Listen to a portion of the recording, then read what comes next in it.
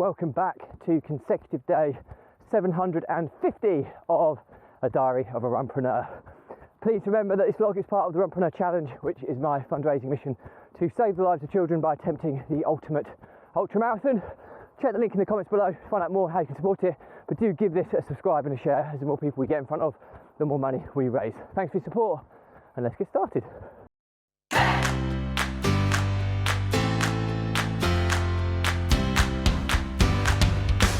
So, consecutive day 750.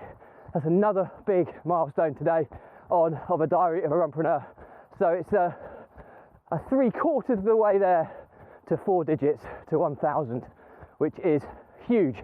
So I'm super stoked to reach 750 days, and today I'm going to reflect upon what running for 750 days means, how it feels, the highs and the lows, and hopefully give you some perspective on what this journey has been to date and what this journey is going to be in the future. So first and foremost, 750 days. For those of you who want some statistics around that, well, 730 days is 2 years, so it's 2 years and 20 days. I don't think we've had a leap year, so that is exactly correct. And so 2 years and 20 days of consecutive daily running. There's never been a day, a 24-hour period or a date that I haven't done a run on. And I'm doing at least, my shortest run to date has been 5 kilometres.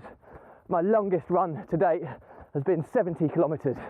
I've done marathons in that, I've done half marathons, loads of 10Ks, and as a result, my daily average over 750 days is currently at just under 8.5 kilometres a day. So for those, that's a daily average of over 5 miles. So it's about 5 miles and a third, 5.33, something along those lines, daily average, which is a lot. If you don't run, if you haven't run before, just try and go out and run the best part of 5.5 miles. It's hard. Now do that as an average for 750 days straight, and then you'll know how hard it really is.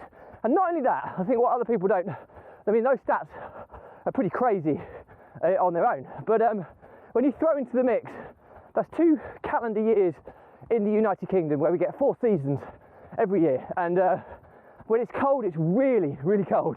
When it's hot, it's really, really hot, and we get everything in between. When it rains, it properly rains, perhaps not to the extent of monsoon rain like you get perhaps in the Far East, but we do get heavy torrential rain. I've had every weather condition. I've had fog, I've had mist, I've had dark, I've had snow, I've had sleet, I've had hail, I've had rain, I've had head rain, I've had side rain, I've had headwind, side wind, tailwind, I've had 40-mile-an-hour gusts, I've had lightning, I've had thunder, you name it, I've had it.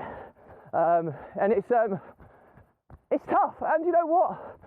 For all the physical benefits of this challenge, it really comes down to mental resilience.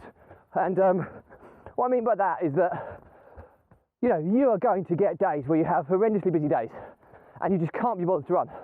I'm not allowed those. I have to go out and run. You're going to get days where you're travelling and you only have a very small window to get a run in. I've got to find a way to run. So it's just, I'm really, really proud of 750 days. And the crazy thing is I started off on this challenge to run the distance of 1 lap around the world in consecutive days, whilst vlogging, whilst running barefoot style. I run in V-brooms, either V-runs or V-trails. And, you know, there's so many facets of this challenge that have been so challenging. And I want to raise £1 million at least for 7 children's charities that cover a different aspect of issues affecting children on a global scale.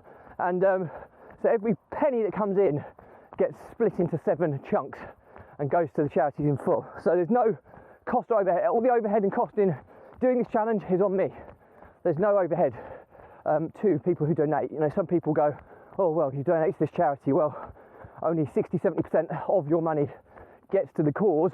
the rest of it is an administration fee. Well, not for me. It all goes to charity. So it's hugely important for me that I do something that I'm able to do that ultimately makes a difference to I mean, I've seen some children, I've seen how vulnerable some of them are, and how some children are born into environments they shouldn't be born into, and they don't get choice. They're so innocent, and it's only this world that corrupts them. And I feel that if I can save the lives of those who need it the most by doing something that I can do, it's tough, it's challenging, but I can do this. So why wouldn't I? To make a positive impact in the world, which is bigger, far bigger and greater than me. My aim to save thousands and thousands, maybe millions of children's lives over my lifetime, and the hope that those children will do good in the world and make a difference to a world that's forever changing. And you never know. There could be a life that's saved through the running and the fundraising, philanthropic activities that I've done that could create something or invent something, win a Nobel Peace Prize or something crazy in the future. And that may not have happened had I not put in this graft. So you kind of puts it in perspective. Now, that's crazy thought-provoking actions there, but the bottom line is if I just save one child's life, then this is a 1,000,000% worth doing. So that's what this is about. And the other thing yesterday, if you've not watched it, watch episode 749. In the whole 750 days of running consecutively I've done, I've never quite seen something so beautiful. Now, I've run up mountains, I've run on beaches, I've run in other countries now, hopefully more so in the future as the COVID pandemic allows us to travel more. And running in my own village, I saw one of the most beautiful things I've ever seen running. And I've seen a lot of beautiful things running. And it was quite a heavy, misty-like rain. The sun was setting in front of me, really, really strong. It was almost blinding in my eyes. The rain was really heavy coming down. The wind was blowing. And behind me was the most beautiful, complete rainbow I've seen.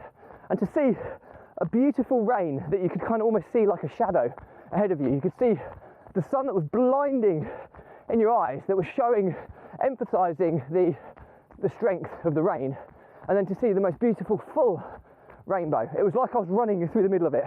And hopefully I've captured it on camera. So if you haven't seen that, it's one of those beautiful things I've never seen running. And it will take some beating. And, I'll probably compare it to, Forrest Gump, one of my favourite films, obviously, where he runs 2.5 times across the United States of America, and you see him running next to lakes where the weather is so tranquil and so beautiful, and the reflection is so symmetrical of like the mountains in the distance reflecting off the lake. It's just beautiful. If you watch that film, you know what I mean. Well, it was like one of those moments that you almost had to stop. It was awe-droppingly beautiful, and that was amazing to get that so close to the 750-day milestone. So on to the next. I've got about another 10 years solid of running to do based on this average to accomplish the distance of one lap around the world. It puts in perspective how big the world is. It's 40,075 kilometres, which is a staggering, I think that's just over 25,000 miles, something along those lines. So it's going to take me at this rate 12.5 years in total. Now I've done 2 and a bit now, so about 10, slightly less than 10. I want to finish on my 50th birthday. I've just turned 40 in March, so I've got about another 9 3/4 years to go of this to accomplish that. But I'm already thinking bigger and better than that. Now, it's quite commonly known in the running world that the longest recorded running streak in history is by the great Ron Hill himself, who I think I'm fairly sure he clocked 52 years and 13 or 32, I can't remember the number of days, but it's not too many days over 52. And I think he was running at least a mile a day. So I may drop my total mileage the older I get, but my thought process is that if I can run until I'm 90 years of age, I will have beaten the great Ron Hill. Now, that could be massively pie in the sky, but why not aim big? Why not dream big? And you know what?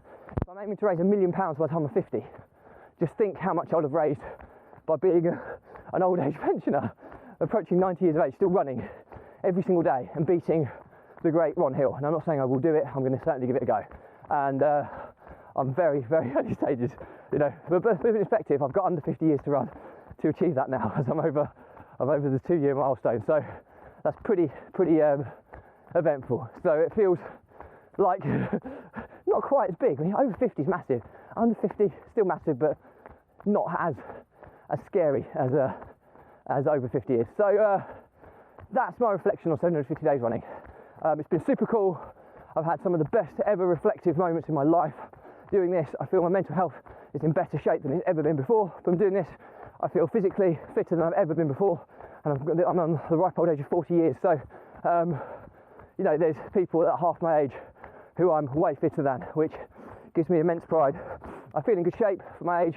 I feel I look, other than my crazy grey hairs, I feel I don't look too old. I feel I look younger than I am. So these are all things that are great, and I obviously don't carry too much weight because I'm burning so many calories every day. So there's lots and lots of benefits from this. But ultimately, it feels like it's my true purpose in life. So other than my amazing family, who will always be the priority in my life, this is my purposeful life in terms of what I can do above and beyond my own immediate family. So that's pretty much it for me today. As always, any questions or comments, drop me a line. I'll respond to everyone. Do remember that this vlog is part of the Runpreneur Challenge, which is my fundraising mission to save the lives of children by attempting the ultimate ultramarathon. Check the link in the comments below to find out more and how you can support it. And do give this a subscribe and a share. As the more people we get in front of, the more money we raise. And on that raising money perspective, we've launched our sustainable fundraising campaign called Caffeine for Kevin. The idea behind it is if you can afford to donate the price of a cup of coffee just once a month, £1, £2, £5, or an amount you won't notice leaving your account. That's the sustainable aspect of it. Due to the longevity of this challenge, a £1 a month subscription to the Runpreneur Challenge is worth £125 in total, which is what I guarantee you will save a life of a child. £250 for a £2 subscription, £5 a month is £625. Huge sums of money in a very sustainable fundraising way. And that's the cool thing. We can raise a lot of money in a very sustainable way. So thanks for your support as always. Stay positive, stay happy, and I'll see you again tomorrow.